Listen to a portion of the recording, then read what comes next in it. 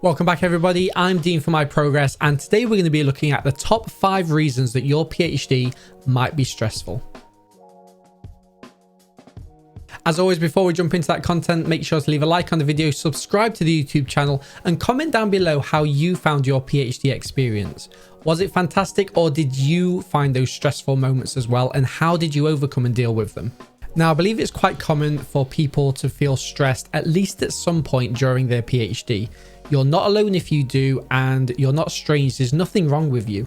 It's a significant portion of your life, and whether it's directly relevant to your PhD or that stress is coming from external factors, you are going to go through experiences of stress, anxieties, maybe even poor mental health completely. And it's really important that we develop safeguards and barriers to making sure that that doesn't impact you to an excessive degree. Your health throughout your PhD program is vitally important to myself, your supervisors, and everybody at your institution. Hopefully support is available for you, but if not, please reach out to your supervisors if you are feeling low. It's important that they know about your situation and that they can signpost you to all the help that you need. In this video, we've identified 5 reasons that your PhD might be stressful. Obviously, there's going to be more, but these are the top situations which we commonly see time and time again. Firstly, students are anxious that they're going to be making mistakes. It can be really nerve-wracking that you've got to this stage in your academic career and people almost look at you as if you're one of the smartest people in the room, that they almost expect you to be perfect. They expect your research to be top-notch and of a high standard. But what they don't appreciate almost, and what you might not be appreciating as a new or ongoing PhD student, is that the doctoral program is a learning experience. It's there to shape your research. You're not expected to get everything perfect. You're challenging yourself like you've never challenged yourself before. And now is the time for you to be making those mistakes, learning from them, developing yourself as a researcher, and hopefully in the future be able to disseminate all of those findings that you found, all of those life experience, all of those life developments that you undertook during your PhD to your peers and other early career academics. As such, I'm here to say today that you will be making mistakes throughout your PhD and actually in your life in academia or in industry thereafter. So it's really important to almost reframe this in your mind, get used to be making mistakes and actively learn from them. Embrace those mistakes that you make and use them as learning experiences. Use them as leapfrogs for you to progress your career even further than you could ever imagine. Secondly, academics and PhD researchers always feel that element of guilt from not working, even if you're just having time off in the evenings or the weekends. This can be completely normal, as now we're moving into a world whereby we feel like we have to be working all the time. We feel like we're not pushing ourselves to the degree which our supervisors, which our colleagues, which our collaborators are expecting upon us. We also see on social media that some academics believe that you're not pushing yourself if you're not working 24 hours, 7 days a week. But that just isn't the case. It's not healthy. It's not mentally healthy. It's not physically healthy.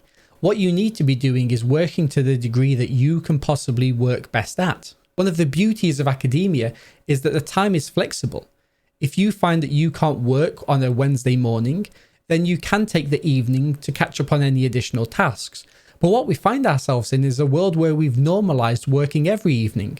We've normalized working on the weekends to catch up with work that we feel we should have completed during that week, when it might be that actually we set ourselves too complex of targets and goals that we were never going to achieve those tasks in the first place.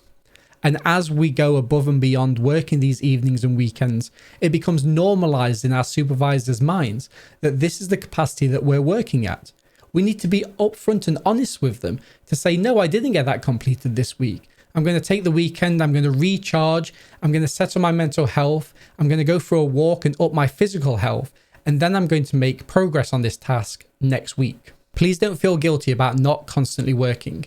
You're doing your best, and we all respect and appreciate that. Third, PhDs can be stressful as we start to lose interest in other activities or social hobbies which we previously had.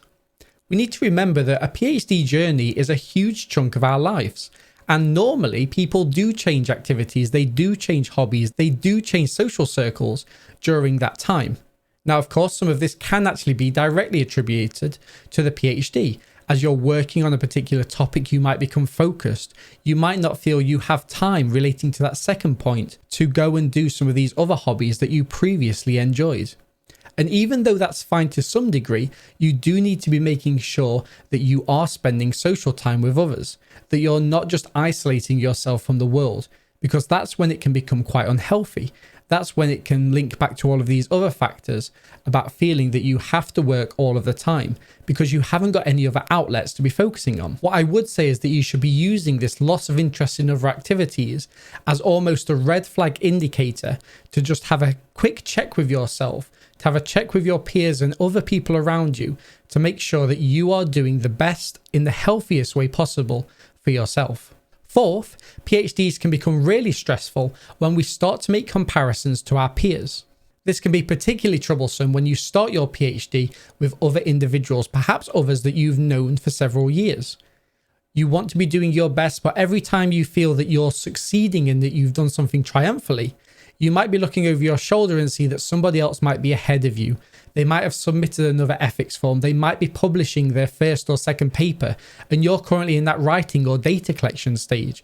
But it's important to remember that your PhD is not a competition. It's an individual degree that you will be graded upon as a function of how well you do as an individual and how you encounter all of those barriers and overcome those barriers on a case-by-case basis. Remember that just because somebody is succeeding better than you at a particular metric does not mean that you're not doing something even better compared to them on a different metric.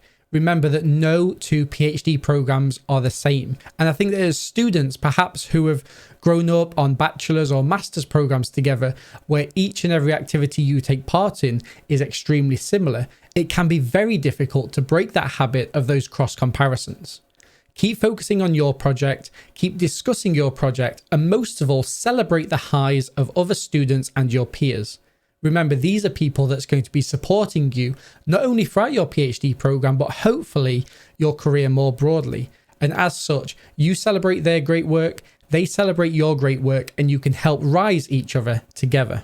And fifth, and most important for me, is not looking after your physical well-being. Now, we know of the strong ties between physical health and mental health, but it is all too common that we lose focus on these physical health activities as we're working so hard in our PhD.